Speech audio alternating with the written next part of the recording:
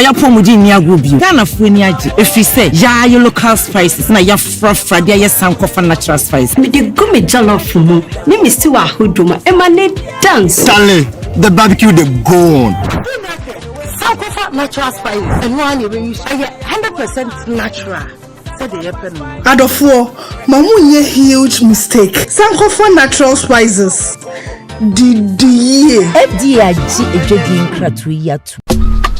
Life is a celebration of moments. Big and small. The sun is scorching, I'm feeling the heat. With Piva Drink, every moment becomes a refreshing celebration. From the beach to your home, in every corner of your world, Piva Drink at a burst of refreshment. Give me Piva cocktail and tangerine.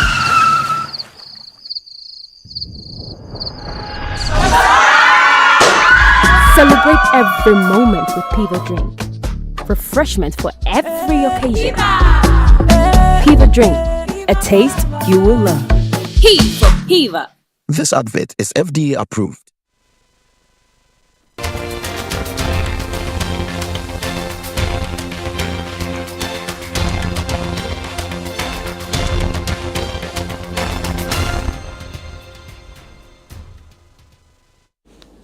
Welcome back. So it's been a busy day for us here covering the vetting of nominees for various ministerial positions at the appointment committee in Ghana.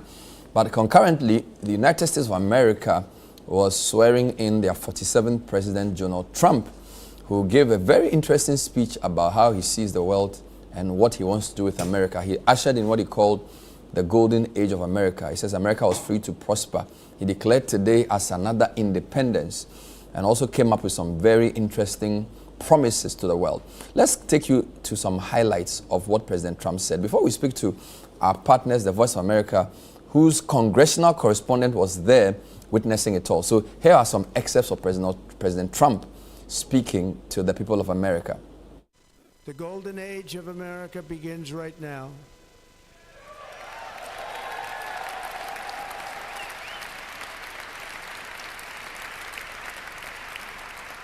From this day forward, our country will flourish and be respected again all over the world. We will be the envy of every nation, and we will not allow ourselves to be taken advantage of any longer. During every single day of the Trump administration, I will very simply put America first.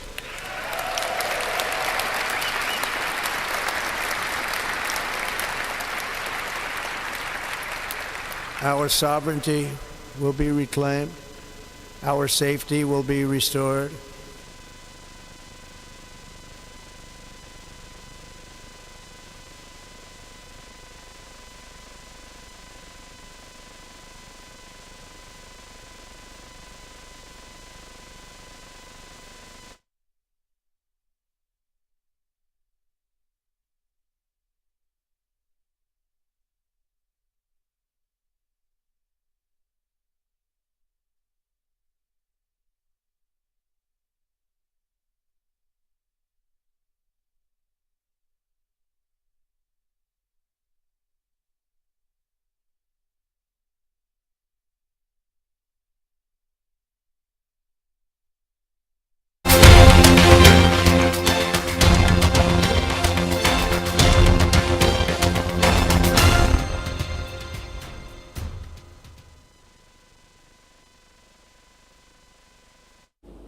So those were highlights of parts of President Trump's speech. We'll bring you more later.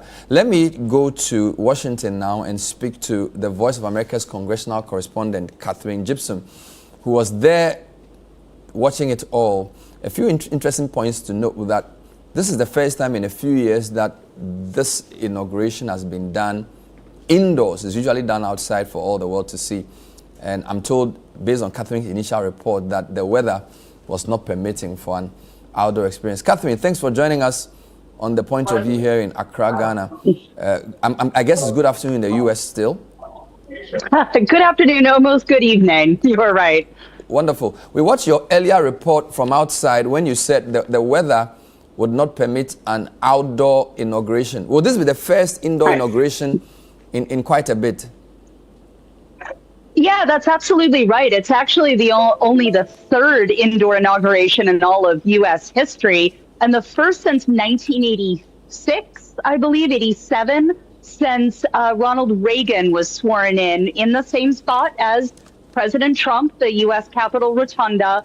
And one of the logistical difficulties is that obviously the National Mall can fit a lot more people than the Capitol Rotunda, as large as it is. 600 people, in fact. So that ended up in a scramble of people who had tickets to be on the west front of the Capitol for the inauguration and simply just wouldn't fit. But in the end, as you could probably see from my earlier report outside, it was very cold in Washington, D.C. today, and it was absolutely the right decision to move that ceremony indoors.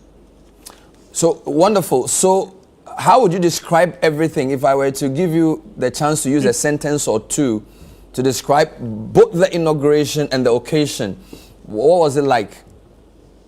You know, this is the fifth inauguration that I've covered here in Washington, D.C., and there's always a sense of ceremony. It doesn't matter if it's Democrat, Republican, what president it is.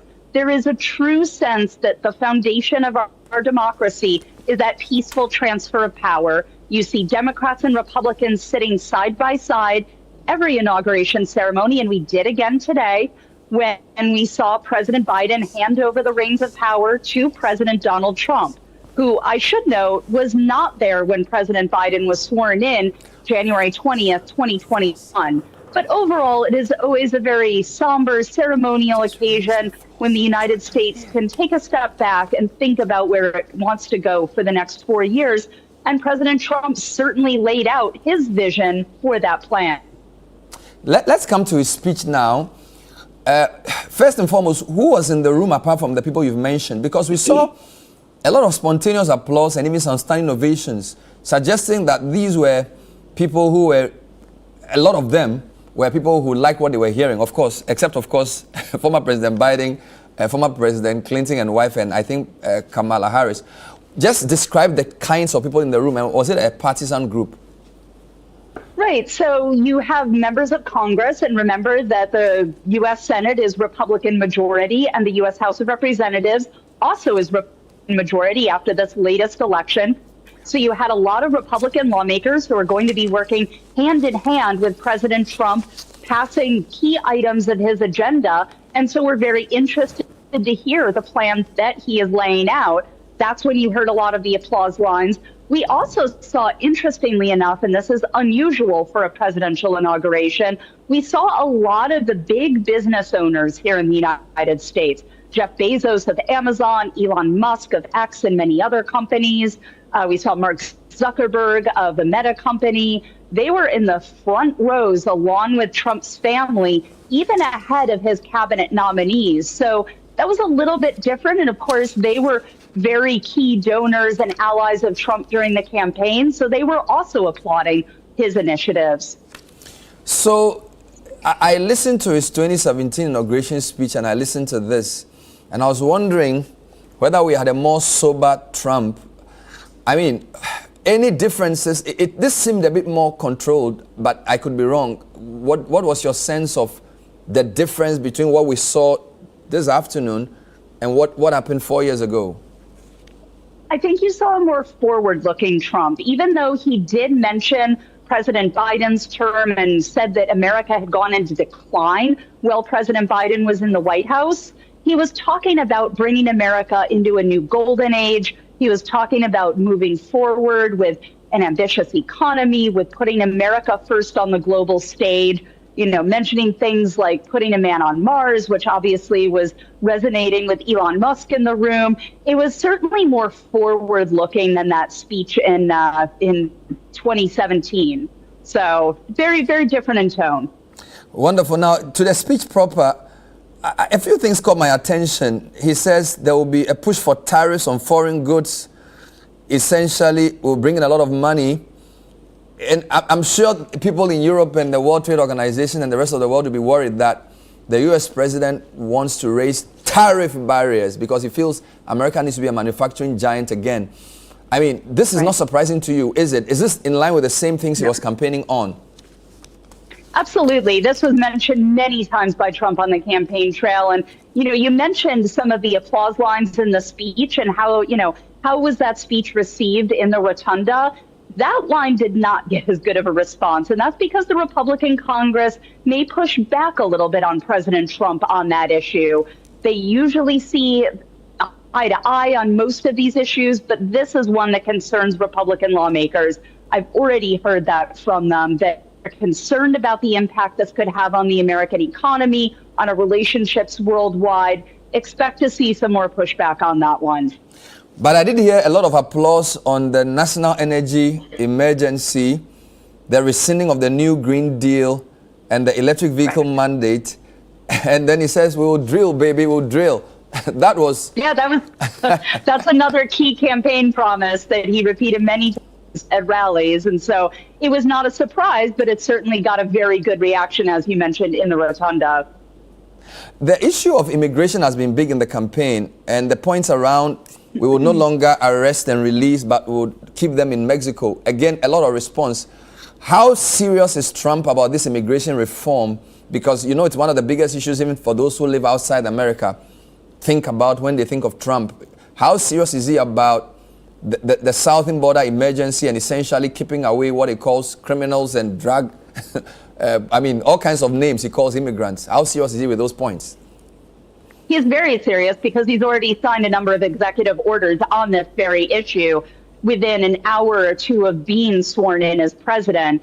Things that gave him the ability to declare an emergency at the southern border, give him more powers to delegate the military to handle this situation. We know that the app that allows migrants to apply to come into the U.S. has been taken down. So there's no means of doing that anymore. So all of these changes are already happening, and we're not even on to day 2 of the Trump presidency.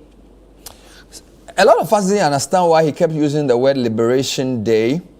But he also said that we were coming back to a revolution of common sense. And it seems to me he meant that in the context of maybe gender identity and stuff like this, because he spoke about how in the US there will be only 2 genders. Am I correct in thinking that words around revolution of common sense have to do more with the social issues of the campaign? Yeah, I think you're on the right track there with that, having covered the campaign, spoken to many Trump supporters all around the country who often express to me and to other VOA reporters that they're concerned about some of what they would call the woke ideology here in the United States, about transgender people, about some of these social issues that they feel the Democratic Party, liberals in particular, are pushing too far and pushing the country in the wrong direction. And they would say that that's one of the major reasons they voted for President Trump, is that they wanted to see this kind of return to traditional values that he espouses. One couldn't help but notice that today is Martin Luther King Day. And for those of us in Ghana, we respect him for his fight for civil rights. Quite pleasantly surprised that he sort of made reference to making the American dream a reality, making his dream a reality. But a bit contradictory, because King is more inclusive. And if you listen to some of the things Trump says, they don't sound that inclusive. But he also got a resounding applause for the reference to Martin Luther King. How did you think that would go down, particularly with the African-American community? Well, Trump made the argument all along on the campaign trail that he was reaching out to African-American and Hispanic voters, for that matter, and that he was really listening to their concerns about the economy, about the direction the country was going in. So I think that kind of ties into some of the themes he was weaving in on the campaign trail. A little surprising, but certainly a message that was reaching out on this day that remembers Martin Luther King Jr. And just a couple final points. So Trump is quite enigmatic for a lot of people, because on some of the things he says, you're not really sure whether he means them or he's basically just bluffing, all right? So he makes reference to things around the economy, that he would raise tariffs, but then he wants to lower prices. Basic economy tells us that if you raise tariffs, prices get higher, but he says he's going to deal with inflation. So I'm not really sure where that's headed. Is there clarity on his economic plan? I think that's part of the discussion that will be going on with Republican lawmakers and why you saw some concerns from them already, maybe more of a muted response to that part of the speech. That's certainly a discussion that I expect to be covering on Capitol Hill in the coming weeks and months because of those very concerns. And then, of course, he says his legacy will be a peacemaker and unifier, and yet he's going to build the strongest army in the world. Are we to take it that even though he wants America to be feared, he's more like a pacifist who wants to end wars? Has that also been consistent in his messaging? No, I think that there's a common American argument that argues that peace comes through strength, and that if you have a show of strength on the global stage, that's one effective way of keeping our enemies away from attacking us. He would also argue that he's trying to end the conflict in Ukraine, and his coming presidency played a part in the ceasefire of the Gaza conflict. It is certainly the argument that I hear from Republican lawmakers when I'm up on Capitol Hill, that Trump is showing strength when the Biden presidency has shown weakness. That's their argument. Democrats, of course, would push back on that argument, but that is what they would see in his speech today. Trump is very popular in some African countries, not just because he looks like a strongman leader, but also on some of the social issues that are very divisive. So a lot of conservative Africans support his view on LGBTQ. They think there should be only two genders, and they kind of sort of support his views on abortion and the rest of it. How divisive are those issues in America, and what he talks about schools and what they do to our kids? I mean, what will some of the minority communities be thinking about this speech, and how will it be received? I think there's going to be a lot of concern, but in terms of that argument about these being divisive issues, these have been divisive issues a lot longer in the American conversation since the 70s and 1980s, when, there's these so-called culture wars where social issues started to be debated more and more in political discussion. And that's certainly something that we've seen rise even more with the rise of Donald Trump. So it's part of a broader discussion that's been going on in the United States for a long time. Finally, in your report, you said today was both a day of inauguration and speeches, but also a day of work for President Trump. So what has he been up to since he officially took over office? And has he actually signed any of those key executive orders that he promised to? He has signed some of those executive orders that we talked about immigration. He is currently making his way to the arena in downtown D.C., where they'll hold the inaugural parade indoors, of course, because of the extreme cold. And he's expected to sign even more executive orders there. So he'll be making news throughout the day. Thank you for your time and for your great coverage, Catherine and the team at the VOA. We appreciate it. Absolutely, as always. Wonderful. Catherine Gibson is the VOA's congressional correspondent, and she brought an initial report telling us about the cold weather and why this inauguration of President Trump would happen indoors. And if I have time, I'll play you some more highlights, because the first clip got truncated, just to see some of the things President Trump said, because it was quite an interesting speech where he was clear about what he wanted to do. He spoke about immigration, spoke about the economy, bringing prices down, spoke about drilling oil, spoke about reversing the automobile EV Act or mandate.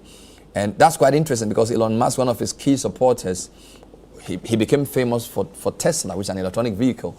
And Trump is going back to drilling, which a lot of the people on the left do not really think is the way to go. So quite a lot of interesting punchlines in that speech. Of interest in Ghana, obviously, the gender issue, where he says there are only two genders, because we do know that in many parts of the world, the discussion is about whether somebody is male, female, or even essentially non-designated and other types of genders. So take a short break from the point of view and bring you a few more highlights of President Trump. Later on, our parliament here in Ghana has been vetting 3 nominees. We spent some time discussing the performance of Honorable Govins Kwame Agboja with the former roads minister. Vivian did that interview. But also talk about performance of Haruna Iddrisu, the brevity of his vetting, and also the vetting of the nominee for agriculture. All of those and more when we come back from tonight's live edition of The Point of View. Stay with us.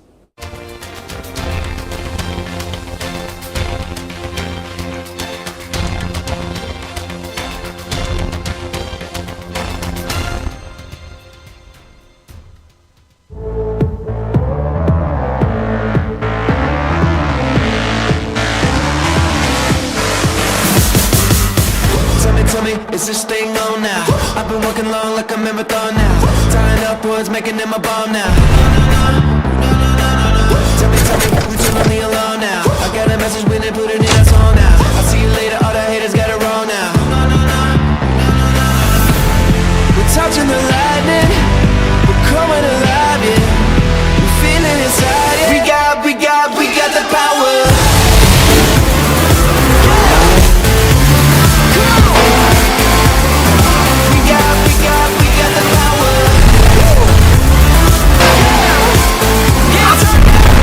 Tank 300, where power meets elegance. Call us on 0501 772222 or 0501 773333. Here's Kwame and Yao. After hours of planning, both have locked in the same perfect multi-bet. Big win for United, over 1.5. And both teams to score in the London Derby. But who could have picked Leicester over City? Or a high-scoring game at the Bridge? There's nothing worse than having your perfect multi-bet missing. But there's nothing better than having it saved. Bet Saver. Win, even if your bet misses. Imagine walking into a secure environment you call your own, a home where you are in charge of your own security. But while you dream of a brighter future, shadows could be lurking at your doorsteps and windows. With real-time alerts and a professional response team ready to act, your home is protected around the clock, whether you are away or asleep. Don't wait for safety, create it. Installed by professionals, our systems integrate seamlessly into your home, guarding every nook and cranny. And with our rent-to-own plan, this unmatched security comes with no burdensome upfront cost. Enjoy your safety, payment at your own pace, and peace of mind. Plus, our theft guarantee protection ensures you're covered in case of any loss, giving you even more peace of mind. Secure your home with Home Shield. Make peaceful sleep a habit, knowing we stand guard. Response 1, protecting your world 24/7.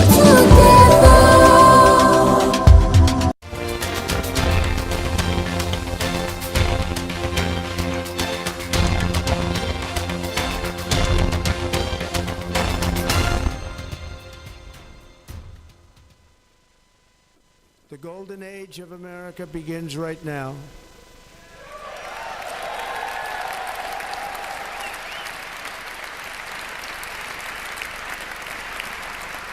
From this day forward, our country will flourish and be respected again all over the world. We will be the envy of every nation, and we will not allow ourselves to be taken advantage of any longer. During every single day of the Trump administration, I will very simply put America first.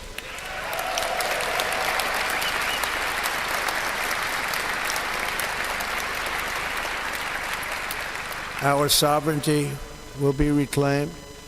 Our safety will be restored.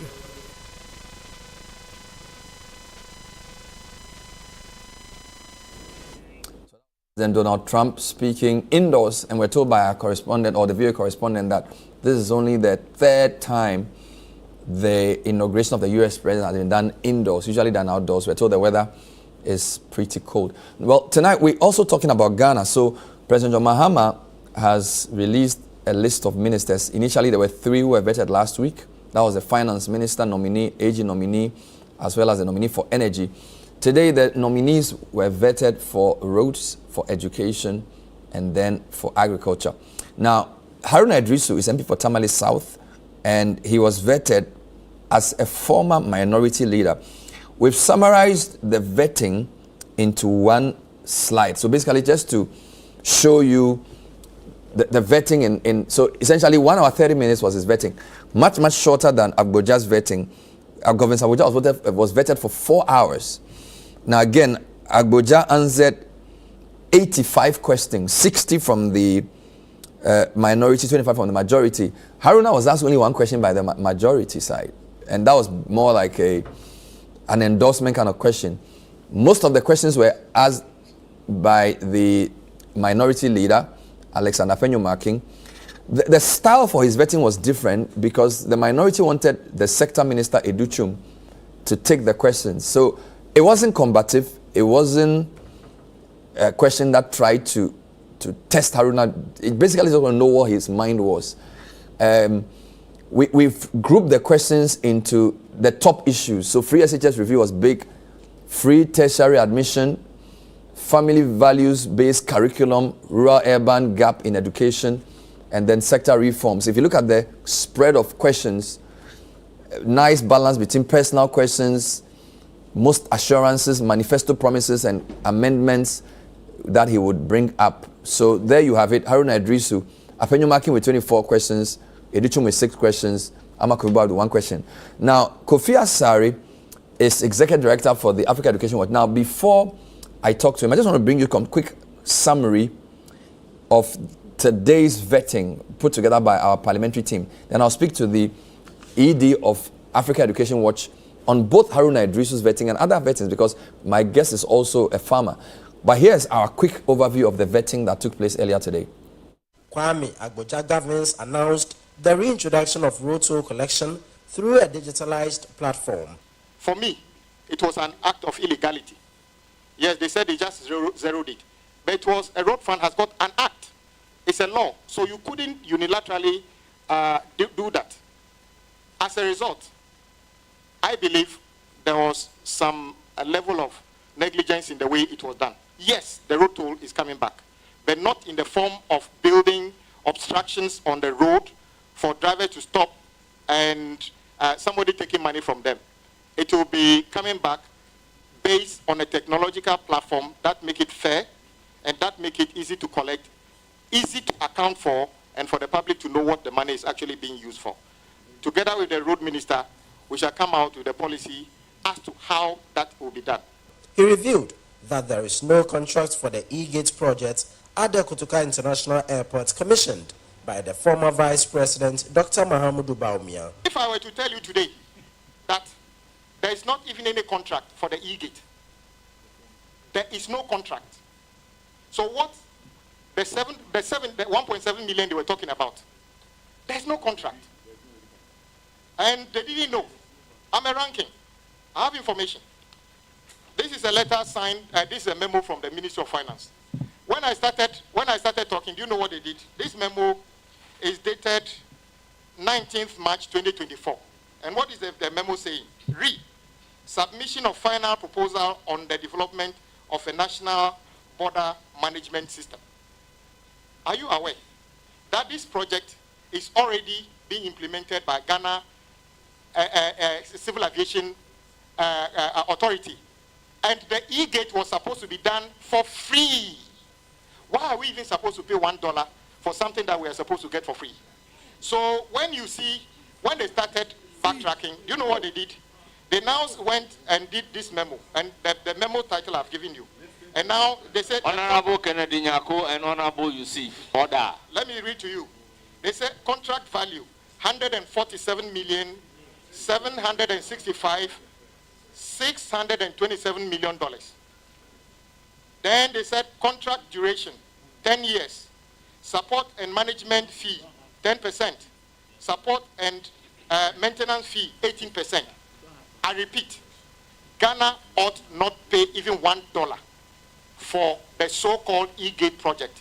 In fact, whilst we were at the discussion, they were now at Ministry of Finance trying to do VFM for a project that has already been implemented. He assured that the government would focus on abandoned road projects during its first year. But I can foresee a situation where, out of need, we may have to start some new projects to address urgent issues. But the first year, our commitment will be to focus on critical road projects which have been abandoned, to make them motorable for the use to which it was originally intended. The Appointments Committee of Parliament considered the nominations of Haruna Iddrisu as the Minister-Designate for Education, Kwame Agboja as the Minister-Designate for Roads and Highways, and Eric Opoku as the Minister-Designate for Food and Agriculture on Monday. During his vetting, Haruna Iddrisu disclosed that approximately 345 million Ghana cedis would be required to fully implement the government's proposed free tuition policy for first-year tertiary students. they number a population for which the country will require about 345 million Ghana cedis. Of the population of students who enter tertiary institutions, that is what the state will be required to do. We intend to provide that money to the affected universities, at least one to make refund to all those who have already paid those fees. So this is the point of view. That was Haruna Iddrisu ending that report, initially covering Governor Kwame Agboja as well. So Kofi Asare is the executive director of the Africa Education Watch. We want to just speak his thoughts on the education aspect first before we deal with Agric. Kofi, thanks for joining us. I suspect, I'm pretty sure you watched the vetting. First point, it was rather short, 1 hour, 30 minutes. I mean, the Roads Minister spent 4 hours. If we include the preliminary discussion, it was over 5 hours. He got in there at 9, he left at 4 p.m. Haruna spent less than 2 hours. Was that surprising for you?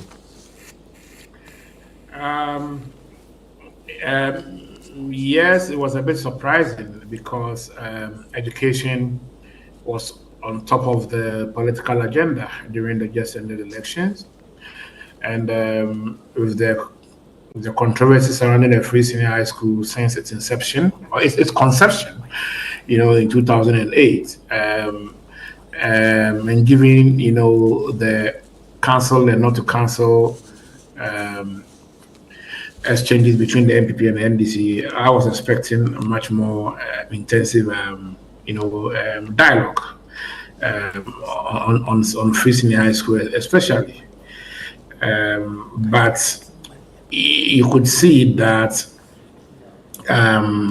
it wasn't to be. So, but there was still some significant discussion on Free Senior High School and other topical issues that perhaps never made their way onto the appointment committee in the past during the vetting of ministers of education, especially the area of the issue of rural-urban divide in our basic education system, for me, which is something very dear to my heart. And so I'm happy that even though the usual issues were not discussed or did not dominate the way we wanted, we had issues that have been shelved, swept under the carpet for a long time, i.e. the North and South divide in education quality provision and educational outcomes, making its way onto such platforms. And the advocacy for me is a great opportunity.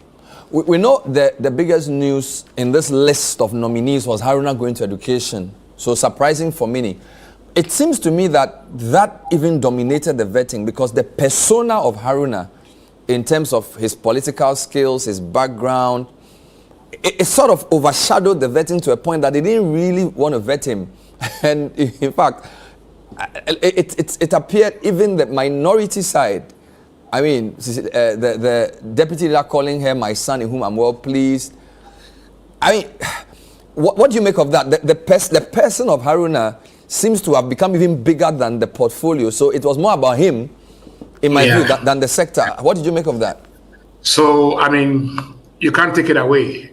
This is a 2-decade member of parliament who has served in leadership position for a long time, and so being a leader and a good one as that, you would definitely appreciate that it would be more or less a whole match, because I mean those are parliamentarians, around the table, and he has been with them in the House for almost 2 decades, for about 2 decades. You wouldn't compare that to the Roads Minister designate, who is not that old in Parliament and all that. And so, yes, the persona. I mean, Haruna himself he appears as someone who is very affable, who mixes well, both sides, and there are very few politicians like that. He's not too combative, and he has his own style, so he has a broad appeal. And the genuineness of that broad appeal is what's manifested on the floor. At the committee level, apart from the fact that he's been in the House for long, and then he's built many relationships, across both sides. Were you surprised that the minority chose to allow Dr. Iddrisu, the former minister, to lead the questions? That's question one. And were you impressed with his questions? He asked 6 questions. We'll deal with them. But did the approach they used surprise you? And do you think he did justice to the opportunity as the minister who's just left office? Education has been big in the campaign. The man taking over from you is in the seat. Did you feel that Mr. Iddrisu made the most of that opportunity? Ordinarily, you would expect that, and culturally, you would expect that he would have taken a back seat because he just left the seat, and then he wouldn't like to be in the forefront of interrogating someone, among others, over issues that he may not have been able to fully surmount. So ordinarily, I would have expected that he would have taken the back seat and then listening to Haruna, but I don't determine their strategy. They have their own strategy, and then they decided to present Iddrisu as a person of interest to ask those questions. But the questions he asked were very, very relevant questions. Some of them were very deep. Obviously, would emerge only from a minister of education who has been there, who understands, the challenges he is likely to face, when he goes there.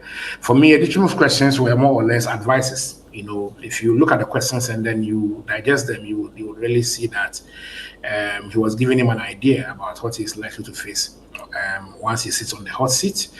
And so he should brace himself up, for those challenges and then begin thinking about how to navigate his way around them. And then also, he also wants to see the legacy of His Excellency Akufo-Addo, former president, which he Iddrisu anchored, i.e. STEM, Free Senior High School, etc.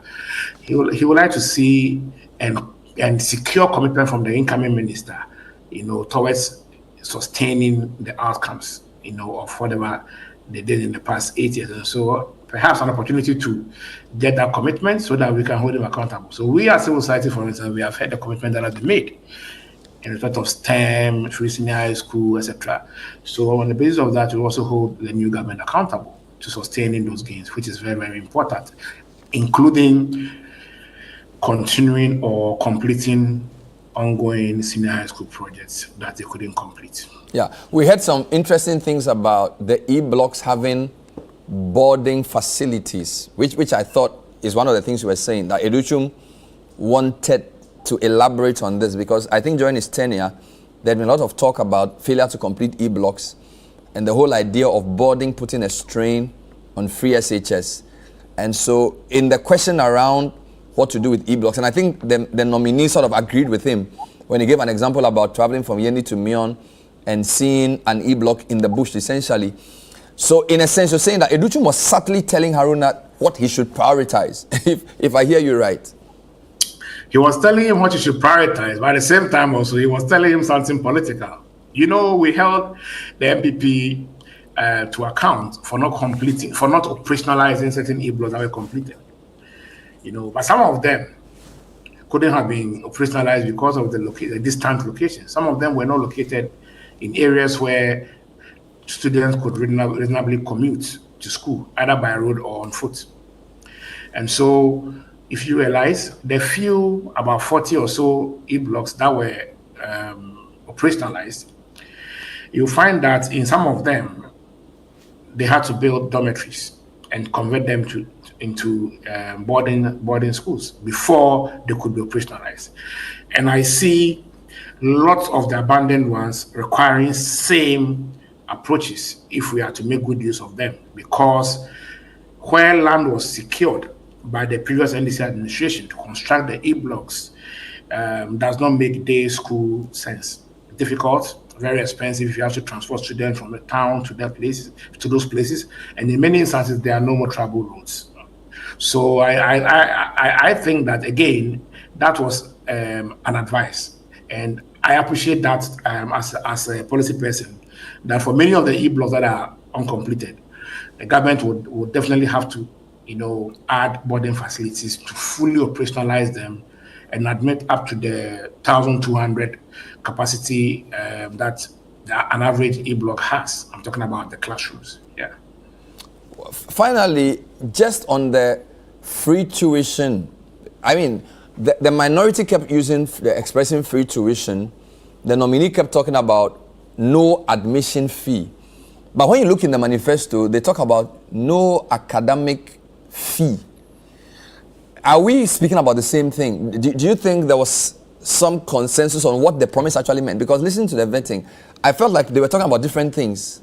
I don't know what you felt. Well, my opinion is that, look, these are promises, and promises are not policies. The transition between the policy, promise and the policy requires, a careful the operationalization through a policy framework and strategy and roadmap, and then a budget. Here is a case where that promise remains a promise. It is yet to be transitioned into a policy. It is when a promise is becoming a policy that the fine parameters of the beneficiary scope are defined, and including the benefits package. So in the manifesto, it is indicated as academic fee. And my understanding of that fee is whatever a student is asked to pay when they obtain admission, with the exception of accommodation. And indeed, no one is asked to pay accommodation as a condition for accepting an admission. Every admission offered by a tertiary institution, public, is called conditional offer. And the conditions underpinning that offer does not include accommodation. It's always the academic fee, and it includes admission fee. So I saw the distinction between academic fee, admission fee, it was the same thing. In that sense, the promise is simply to ensure that no financial access barrier exists in the way of prospective tertiary education students in the public sector who have secured admission but are unable to honor the conditions underpinning the admission. So it is the academic fee. It includes the admission fee, and it averages about between 2,000 to 2,500 cedis. The only thing that is not part of it is the accommodation fee. And as I said, accommodation fee is not a condition for you accepting your offer of admission. All right. Finally, what do you think? And this is on education. I'll come to Agric. What do you think Haruna's most important priority should be? What's the first thing he needs to do if he gets sworn in? Well, he has to convene the education conference. They've promised about 140 promises in their manifesto, but these are promises. There has to be a discussion on the approach in implementing these promises, and in fashioning out the approach, it's important for him to mobilize opinions, and Ghana trust, Ghana the support of the wider stakeholder community in implementing these promises using the approaches. So the education conference and its convening is key. I wish that the conference will be convened not just in Accra. We'll have one in Accra and one in the northern part of the country, so that it won't happen that only those who are physically, physically advantaged to attend will participate. We want to see people who normally are excluded from participating in such national dialogues to participate and express opinions, so that we know that we have diverse opinions to digest and build decisions on and move along the people's opinion. That's first. Beyond that, I see the most important thing for Haruna to do in year one to successfully uncap Get Fund. Look, the 140 promises in the NDC's education manifesto cannot be implemented if Get Fund is not uncapped, because the removal of schools under trees, completion of ongoing senior high school projects, completion of abandoned e-blocks, construction of the Teacher Dabre project, which is where they will be adding accommodation facilities to every basic school constructed. Majority of their interventions or promises, aim to either bridge the gap between the rural and urban, and also improve education services. Are infrastructural. Majority are infrastructural. And the capital expenditure budget, or the capital expenditure kitty in the education sector, 90% rests on Get Fund. If they succeed uncapping Get Fund, even though Get Fund is part of the IMF memorandum. If we succeed in uncapping Get Fund, we are able to get 48 billion from Get Fund in 4 years. If it remains like the way it is, we are not going to get more than 18 million from Get Fund. And so uncapping Get Fund is key to securing about some 32 million extra to support infrastructural development and other quite expensive, interventions, including the free tertiary that they have promised. So I want to see those two things occupying priority attention in the early parts, in the first year of his stay in office, if it is he is approved by Parliament. Kofi, stay with us. When I come back, I will speak to you not as a policy analyst, but as a farmer, because Eric Opoku also took his turn on the committee, spent a much longer time than Haruna Iddrisu, and I'll take your reaction to his submissions as a farmer. Stay with us.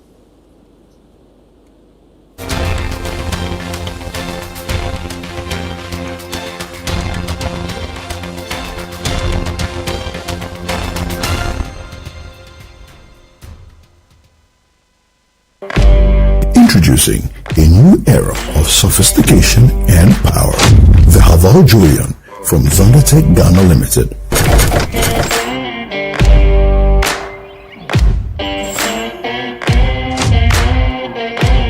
The Julian is packed with features that elevate your journey.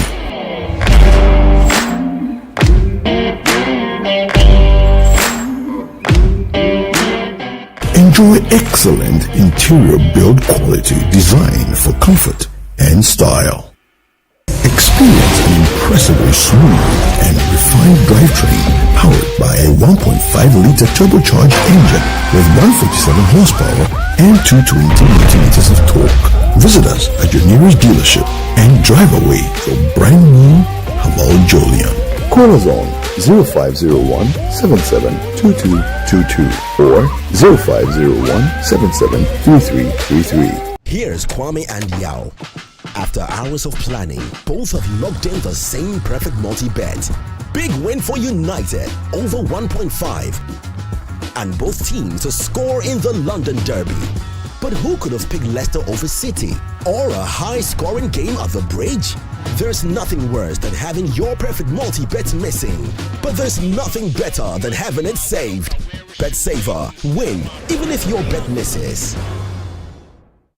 Are you tired of roaming for your medications and can't find them? Do you want to speak to a pharmacist or simply need privacy when buying your medications? Do you want your drugs to be delivered to you at the comfort of your home or office? Then it's time to download the DrugNet app, spelled DRUGNET, from the Play Store or App Store to enjoy total convenience. Use DrugNet, your multiple award-winning online pharmacy, for prompt delivery of all your medications. For further inquiries on DrugNet, call 0593-159-139 or 0501-646-496. And remember, we also accept all private health insurance cards. DrugNet, your #1 online pharmacy.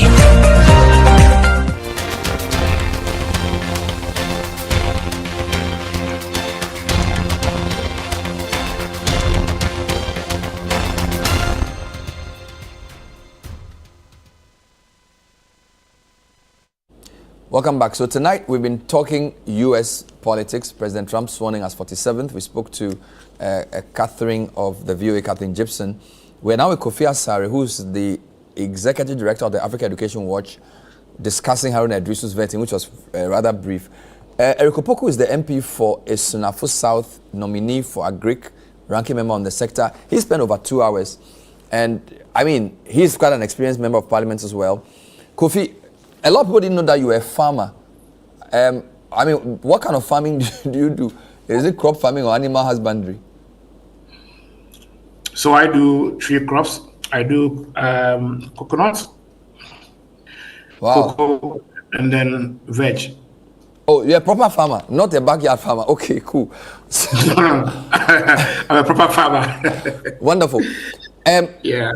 How exciting is Eric Opoku as a pick for the ministry? That's question one. And question two, what did you make of his performance? Well, he has a firm understanding of the issues in the sector. both within the agric and then the agribusiness chain. He has a very, good understanding of what the key issues are. He's on top of the issues, and if you look at his responses that he provided, they cut across the key challenges in the sector. For me, knowledge about the sector, context issues, and then prioritization of what is relevant, what is needed immediately in the medium term and long term. Generally, understanding of what time it is and what time needs to be done is great. Listening to him, I must say that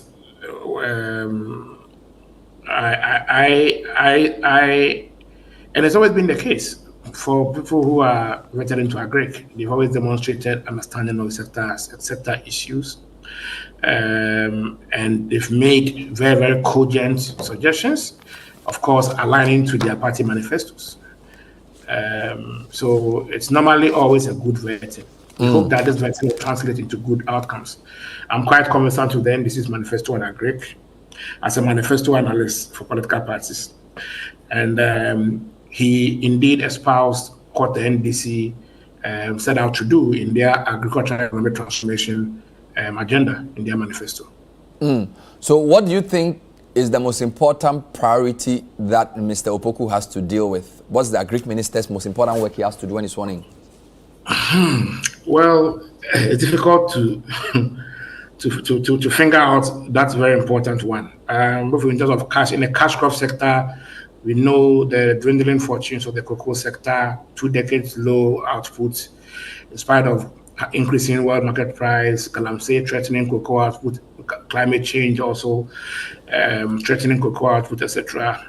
So I think that in the area of cash crop, for the purpose of revenue generation, jobs, foreign exchange, he needs to, get to basics, fix the issues in the cocoa sector, revamp the sector, inspire confidence, enhance the supply of inputs, especially fertilizer, and then get to the bottom of, climate, supporting farmers to get climate resistance seeds, address the low yield issues, work with environment stakeholders to address galamsey so that cocoa farms are not encroached, and then restore Ghana's agric fortunes, to what it used to be. So I think that is one, because cocoa is, our lifeblood and the backbone of our agric sector. Beyond that, Bernard, if you look at the agric sector, for me, the challenges are 5 and they are key. And all these challenges are succinctly identified in the NDC's Agricultural Transformation for Economic Development agenda. Financing is one. Access to innovative financing. Because we are still struggling to take loan at commercial interest rates, sometimes 35% per annum. And banks are shying away from giving loans to agribusinesses because of the risky nature of agric. You can check even ADB, check their loan profile, check the percentage of loans going to agri sector. It's mainly cash crop, cocoa, cashew. So the foods that we are importing every day, people are not interested in investing in them, especially poultry. I'm talking about the financial sector. And so access to innovative financing or credit, innovative in terms of cheaper credit is key. Second is technology. Third is technical support to farmers. When we're talking about the fourth is land, he indicated that the NDC has a plan to provide farm banks, otherwise called land banks, where government designates specific zones, provides irrigation facilities on those lands, and then releases them to farmers. So you go plug in and then you farm. So we want to see this land banks. This has been on the table for a long time. Hopefully they materialize. And then also last is input, fertilizer, etc. We've seen a disconnect between input supply and input availability under PFG. We spent billions in supplying inputs, yet it was challenging, appreciating the impact of the inputs on productivity. So you wonder whether the inputs are actually getting into the farm or getting into the right hand. And so all these 5 key handicaps within the sector were identified by him. All right. He had the issue of participation. Yes, we know the agri sector is aging. The average farmer is about 58 or so years. So that's an aging population. The challenge is that, not a challenge, but then we have an opportunity to make agri sexy once again and whip up enthusiasm of the youth to participate in agri. But you see, you cannot improve youth participation in agri. You can't launch several or many youth in agri programs if you don't fix the 5 problems I mentioned. If the financing is not innovative and it's not attractive, and you're going to struggle with other import businesses to secure the same loan at the same interest rate, then the youth are not going to be interested in agri. If technology is going to be difficult to come by, then no one is going to be attracted. If the technical support is not coming, if land access, all right, Kofi, is the challenge, you're not going to get the youth to participate. So I think that yes, he espoused what the government intends to focus on under the agri for economic transformation agenda. But it is important that all the 5 issues identified are addressed because they are interlinked. If you address one aspect and you don't address the other aspect, you have challenges. That is how I think moving forward, he should, if he not, he should approach the issue of fixing the challenges in the agri sector. Thank you, Farmer Kofi Asare. Thank you for your insights. And we look forward to more conversations in the coming days. So that's all we have time for tonight's edition. We've been talking about the U.S. in our first part, where we brought you highlights of President Donald Trump's 47th. He's the 47th U.S. president. And we interviewed Catherine Gibson, who's the congressional correspondent for the Voice of America. We also had Kofi Asare discussing Haruna Iddrisu and Eric Opoku's vetting. Thanks for watching. We'll see you next time. Bye-bye.